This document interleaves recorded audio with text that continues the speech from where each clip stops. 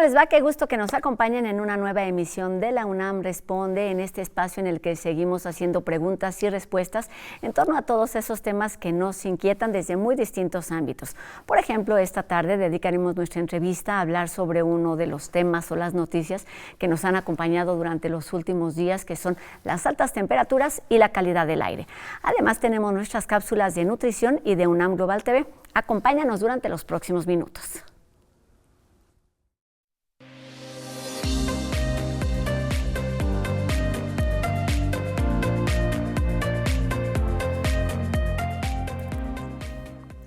Mayo ha sido el mes con los más altos niveles de temperatura de los que se tenga registro en nuestro país y también ha sido el mes con la peor calidad del aire en lo que va del 2024. Además, se han contabilizado cerca de 4,000 incendios forestales durante este año y bueno, para hablar de los efectos de esta mala calidad del aire y ayudarnos a entender el vínculo entre los diferentes fenómenos que les acabo de mencionar, esta tarde agradecemos aquí en TV UNAM de nueva cuenta la presencia del doctor Jorge Zavala Hidalgo, quien es el director del Instituto de Ciencias de la Atmósfera y Cambio Climático de nuestra universidad. ¿Cómo está, doctor? Bienvenido. Muchas gracias y muy buenas tardes. Pues un gusto que esté aquí con nosotros porque estos temas que parecen habituales se vuelven noticia y además pues nos alertan de diferentes maneras. Comencemos por entender o ayudarnos a explicar la relación entre las altas temperaturas y la calidad del aire, doctor. Bueno, efectivamente hay una coincidencia en el tiempo de cuando ocurren las temperaturas más altas y cuando tenemos más mala calidad del aire.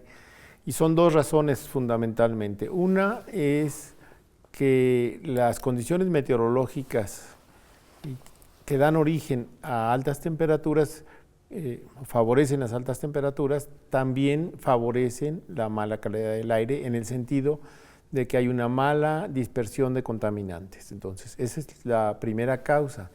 La segunda es que la temperatura por sí misma favorece las reacciones químicas que dan lugar a la formación del ozono en particular, a partir de otros contaminantes. Es decir, el ozono no es un contaminante primario, esto quiere decir que no lo emiten, digamos, los automóviles o las industrias, sino que se forma a partir de otros contaminantes que sí son emitidos por los automóviles o por algunos sectores industriales o incluso por la propia naturaleza.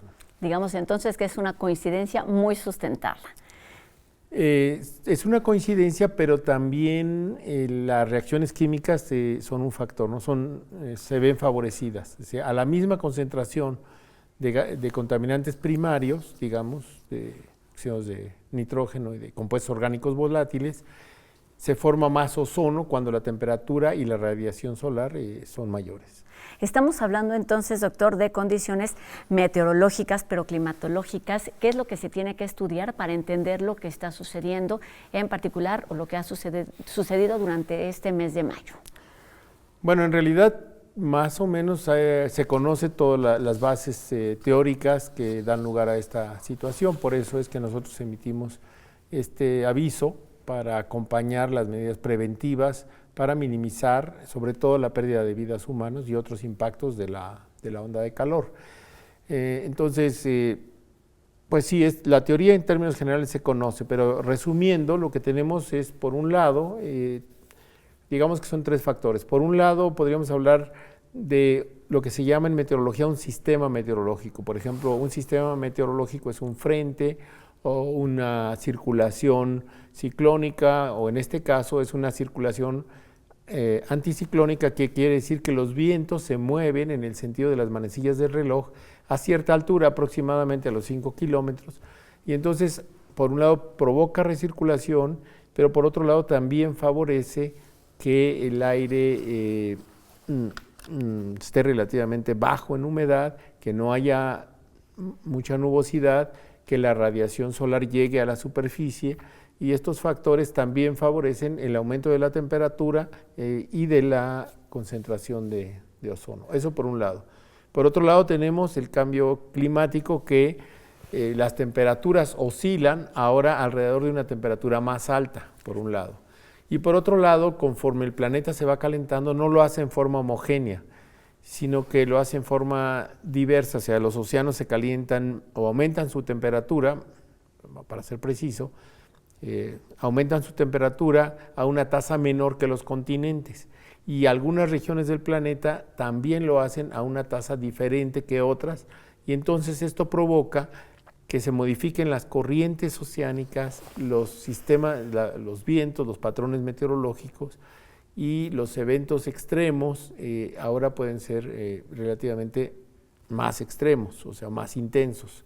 Entonces tenemos esa componente del cambio climático, y a escala de variación del clima interanual, pues venimos saliendo de una condición del fenómeno del Niño, así se le llama, que es una condición que se observa principalmente en el Pacífico ecuatorial, pero que tiene repercusiones, o como se dice, teleconexiones con el clima en distintas regiones y en particular con México. Entonces, estos tres factores, que son el sistema meteorológico que nos ha estado afectando en los últimos días, el cambio climático y la última fase del fenómeno del Niño del periodo, digamos, 2023-2024, que se inicia en el otoño, invierno, y ahora en la primavera ya vamos a una transición hacia la Niña, pero en este periodo sí hay un efecto sobre las temperaturas que estamos teniendo en México. Entonces, esos tres factores serían los ingredientes que nos han llevado a tener estas temperaturas tan altas. Entendemos, entonces todos estos factores suman, contribuyen a estas altas temperaturas. ¿Han dejado o tendrán que dejar de verse estas altas temperaturas, romper los límites que se tenían previstos como una cuestión atípica? ¿Debe ser ahora parte de nuestra vida cotidiana, doctor? Bueno, hay que entender que el sistema meteorológico que nos afecta pues tiene una duración de días, o hasta ahí puede llegar a un par de semanas. Típicamente estos sistemas meteorológicos se desarrollan en esa escala de tiempo y después regresamos o vamos hacia otras condiciones meteorológicas. Entonces, en ese sentido, bueno, esperamos que, de hecho la semana pasada tuvimos temperaturas mayores que las que estamos teniendo esta semana, y esperemos que continúe esa tendencia, aunque en distintas regiones del país es diferente. México es muy grande en muchos sentidos, pero también muy diverso. Geográficamente también es muy importante entender que los climas van teniendo distintas características. Las ondas de calor pueden afectar una región o varias regiones del país, pero no a otras. Entonces, eso también ha venido... es algo que hay que estar atento. Entonces, a esa escala de tiempo los fenómenos tienen una vida, pero el cambio climático hace que las condiciones promedio ahora son con temperaturas más altas. Entonces, las oscilaciones de temperatura hace que cuando tenemos picos de temperaturas altas, ahora sean más frecuentes y más intensos de lo que eran antes. Entonces, en ese sentido, volveremos a tener, o esta situación, desgraciadamente, es muy probable que vuelva a ocurrir, ya sea este año o en los próximos años, y van a ser relativamente frecuentes. Entonces, hay que prepararse para ello. Dijo usted algo muy importante al inicio de la entrevista, que es... Tuvimos una conferencia hace unos días y el objetivo era informar, alertar en el sentido de crear las condiciones de tener la información que nos permita actuar de forma preventiva. ¿Cuáles son las alternativas y por qué es importante comunicar sobre esto que se espera que suceda, doctor? Bueno, la prevención es fundamental, ¿no? En todos los ámbitos. En todos los ámbitos, para minimizar los impactos. O sea, el objetivo principal en este caso es salvar vidas, porque la gente se muere a causa de las olas de calor. Entonces, hay más conciencia del peligro de un huracán que de una onda de calor. Y puede ser catastrófica en el sentido de que realmente puede afectar masivamente a una población si no se toman las medidas preventivas de acuerdo, ¿no? Pues, ¿qué les pasa? Bueno, les da golpe de calor y se deshidratan, y eso puede tener consecuencias si no se atienden rápidamente, ¿no? Eso en primer lugar a nivel de individuos, pero a nivel de sociedad, pues se tienen que preparar los sistemas de salud, se tienen que preparar los sistemas de protección civil, se tiene que prepara los sistemas de energía, por ejemplo, ¿no? Por decir algunos, y otro tipo de atenciones a distintas escalas de las comunidades principalmente, ¿no? Como dice doctor, a veces nos cuesta un poquito de trabajo a la sociedad en general relacionar fenómenos que parecen como muy alejados, como el niño, como la niña, con esto que nos sucede en el aquí y el ahora, que son las sequías, el exceso de lluvia. Y en este sentido me gustaría que nos hablara del siguiente tema. Cuando hablamos de las contingencias, pensamos en el no utilizar el auto, pero estamos hablando de la mala calidad del aire. ¿Qué implica exactamente este indicador? Bueno, la mala calidad del aire tiene implicaciones en la salud humana, y lo que se busca con los programas de contingencias ambientales es proteger la salud humana. Entonces, eso siempre hay que subrayarlo. También es importante decir que los umbrales o los valores en los cuales tenemos contingencia hoy son mucho más estrictos de lo que eran hace 10 o hace 20 o hace 30 años. Entonces, la calidad del aire ha mejorado mucho, pero no deja de ser deseable continuarla mejorando. Entonces, con estos valores seguimos teniendo estos problemas. Ahora, en particular, como decíamos al principio, pues sí, la formación de ozono depende de la temperatura. Con las mismas emisiones de contaminantes primarios tenemos más ozono. Okay. Eso es muy complejo de entenderlo, sí, aparentemente, pero es sencillo. O sea, emitimos la misma cantidad de otros contaminantes, compuestos orgánicos volátiles, óxidos de nitrógeno, etcétera, y con esas mismas concentraciones se forma más ozono, solo porque hay más temperatura. Claro, con otras condiciones, digamos, ambientales diferentes. O sea, no todos esos contaminantes primarios pasan a ser ozono, eso nunca ocurre. Pero la fracción que sí contribuye a que se forme ozono, esa es la que cambia. Y eso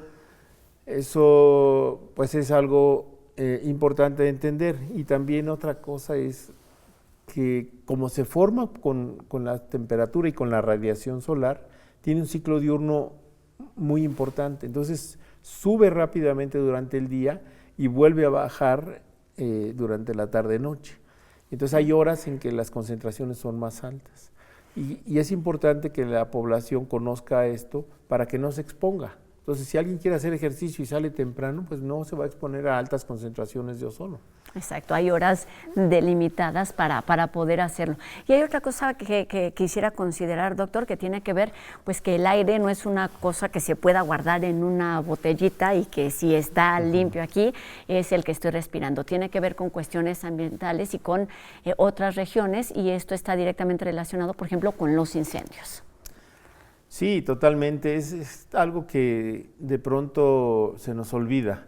O sea, la atmósfera pues es un fluido que se está moviendo, y la contaminación que tenemos arriba de nosotros, vamos a decir aquí en Ciudad Universitaria, no es contaminación que se emitió localmente, claro, sino que se emitió en otro sitio, y los vientos trajeron esos contaminantes, fueron evolucionando químicamente y llegan a donde estamos nosotros.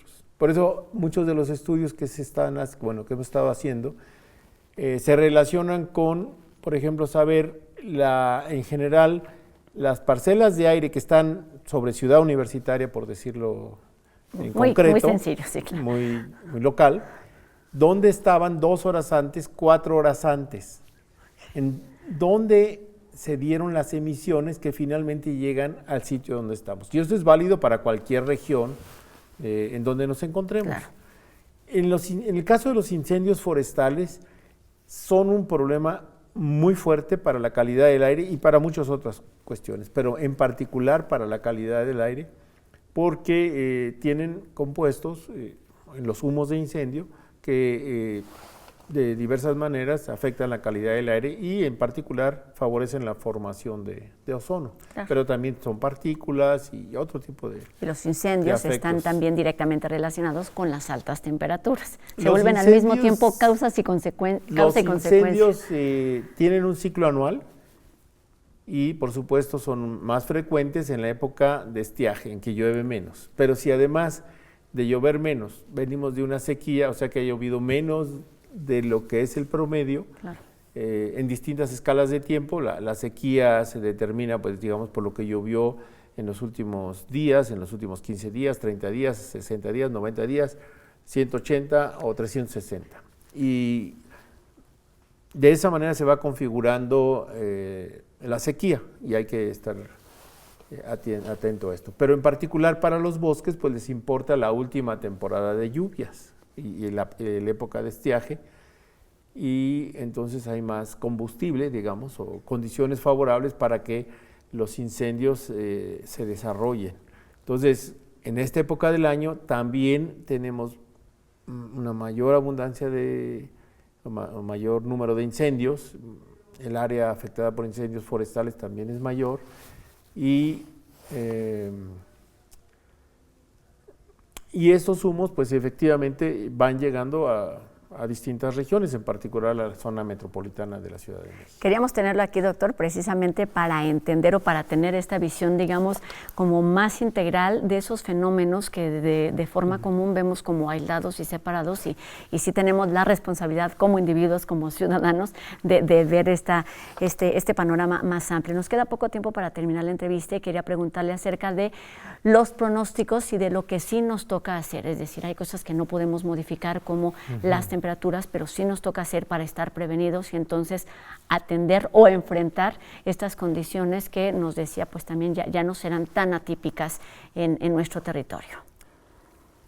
Bueno, son dos preguntas. La primera, que tiene que ver con los pronósticos, hablamos de pronósticos y escenarios, etcétera, ¿no? Pero pronósticos muchas veces nos referimos a pocos días, pero también podemos estar pensando en qué nos espera esta estación de lluvias, o que nos espera todo el año, o que nos esperan los escenarios para los próximos años, ¿no? Entonces, tenemos que pensar en todo ello y tomar medidas en todas las escalas, ¿no? Eso es muy importante.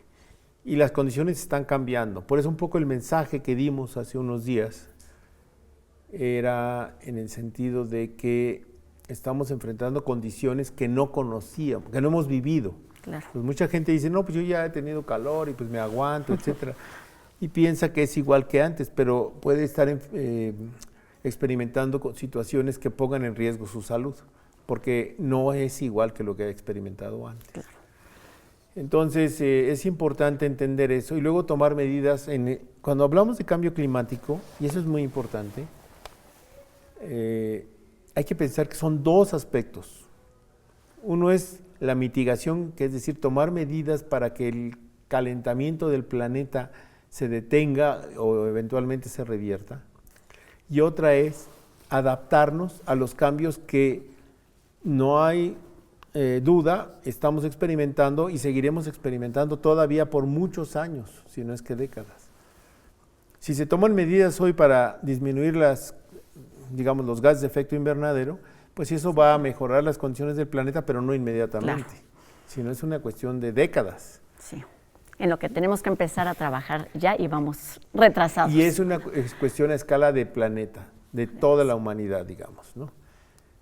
Yo diría que no tan homogéneamente, porque depende más bien de gobiernos, de sectores que son los que más emiten y también pueden tener más incidencia en la toma de decisiones, pero la cuestión de adaptación depende de cada región, de cada país, de cada estado, de cada comunidad y hasta de cada familia, en el sentido de que podemos adaptar nuestras construcciones, nuestras casas a las nuevas condiciones y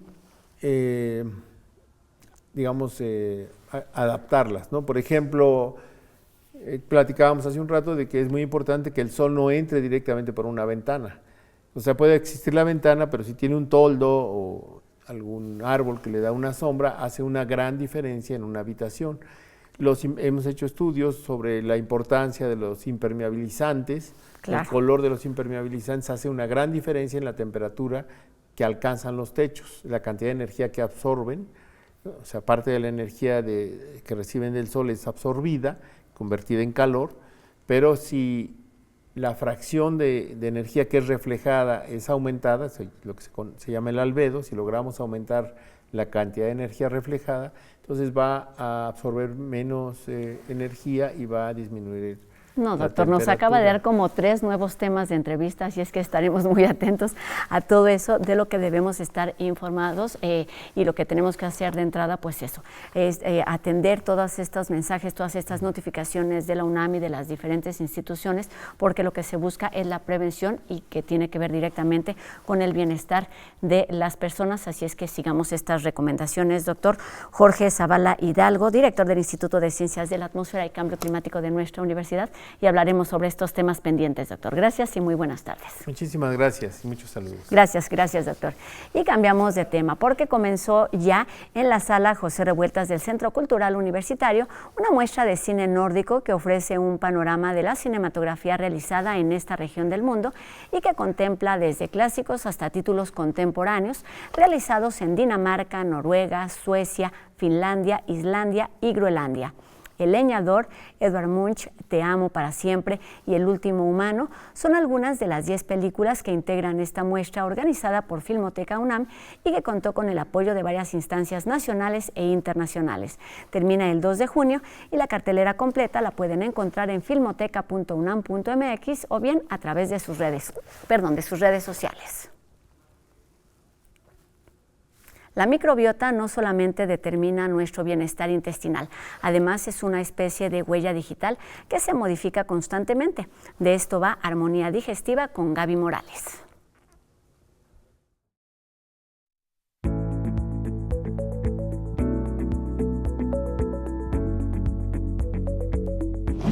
Hola a todos, bienvenidos a Armonía Digestiva. Yo soy la nutrióloga Gaby Morales y hoy les voy a platicar un poco sobre la microbiota de nuestro cuerpo.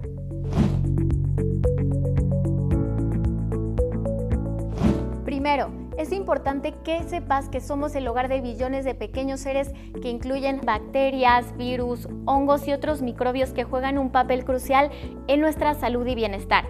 En cápsulas pasadas ya he hablado sobre la microbiota intestinal y sus funciones, pero hay que entender que la microbiota no está únicamente en nuestro intestino, sino también está en nuestra piel, en el tracto respiratorio, la boca y otros sistemas del cuerpo que también tienen comunidades microbianas únicas con beneficios para nuestra salud. De hecho, la microbiota es tan única como una huella digital. Se forma desde que nacemos y se ve influenciada por factores como el parto, si fue parto vaginal o cesárea, la lactancia materna, la alimentación, si vives con más personas, si tienes mascotas, si haces ejercicio, tus horarios de sueño y otros factores de tu estilo de vida. También la microbiota está en constante transformación, incluso pequeños cambios temporales como tomar un tratamiento con antibióticos o viajar pueden alterar su composición para bien o para mal. Nuestra microbiota es única y dinámica y hay que cuidarla para gozar de una buena salud y calidad de vida. Si quieres saber más de este tema, te recomiendo seguirme en redes sociales, Instagram o TikTok como NutGaby Morales.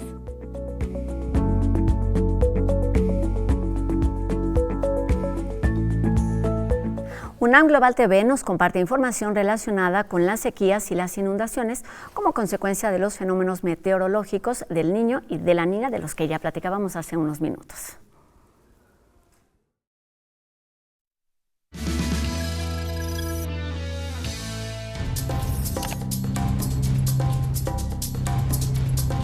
Un nuevo reporte de la National Oceanic and Atmospheric Administration de los Estados Unidos muestra que estamos en una transición de niño, condiciones neutras, con probablemente el desarrollo de una niña más adelante en el año, digamos que en el verano. El fenómeno del Niño corresponde a que una región muy grande en la parte central del Océano Pacífico, las aguas del océano se calientan por encima del promedio y eso se acopla a la atmósfera. La Niña es la fase opuesta. Esas aguas se enfrían y la circulación de la atmósfera también cambia. Durante la Niña podríamos esperar mayores lluvias en el sur, sureste, suroeste. Toda la región sur de México esperaríamos un poco más de lluvia de lo normal. Si llega una Niña podría nuevamente como reforzarse todo este periodo de sequía que llevamos, particularmente en la región norte de México y podría afectar también la región central de México en función de qué tan intensa sea la Niña. podríamos esperar para este año que si se presentan las condiciones de la Niña y con las temperaturas superficiales del océano que tenemos en este momento, es posible que se pueda presentar una temporada de huracanes más activa en el Atlántico. Todavía no tenemos suficiente certeza de qué tan intenso va a ser. Entonces podríamos esperar una Niña de moderada a fuerte, pero todavía es muy temprano para decirlo.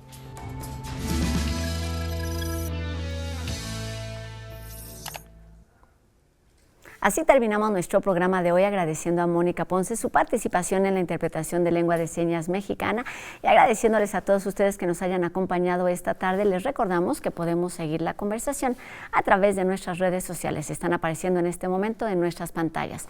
Nos vemos mañana aquí, 2:30 de la tarde en TV UNAM. Mi nombre es Rosa Brizuela. Adiós.